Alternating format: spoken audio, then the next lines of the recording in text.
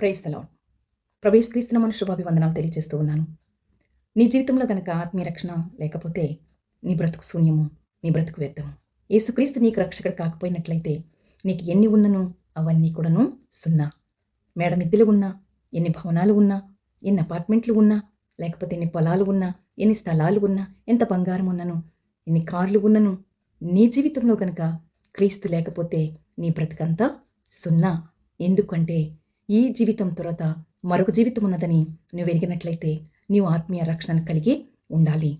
ఆత్మీయ టికెట్ మనకు కావాలి. అది ఎవరి దగ్గర దొరుకుతుంది? ఏ మార్కెట్లోనూ దొరకదు, ఏ సూపర్ మార్కెట్లోనూ దొరకదు, ఎక్కడ కూడా మనకు దొరకదు. కానీ ప్రభు యేసుక్రీస్తు వద్దనే ఆ రక్షణ మనకు దొరుకుతుంది. ఆయనే మన రక్షకుడు, ఆయనే మన కొరకు ప్రాణం పెట్టినవాడు, ఆయనే సమాధి నుండి మనకు తిరిగి మృత్యుంజయుడిగా లేచి నిరంతరము జీవించుచున్నవాడు. ఆయన జీవిస్తూ మనల్ని జీవింపచేస్తూ ఉన్నాడు. జీవాహారమును ఇస్తూ నిత్యము మనల్ని పోషిస్తూ ఉన్నాడు. నేనే జీవాహారమును, నన్ను రుచి చూసిన వాడు మరెన్నడను దప్పిక కొనడు అని కూడా ఆయన చెప్తూ ఉన్నారు.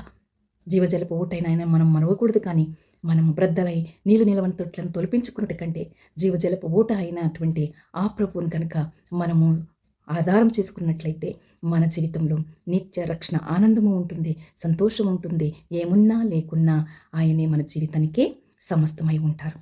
వందనాలు.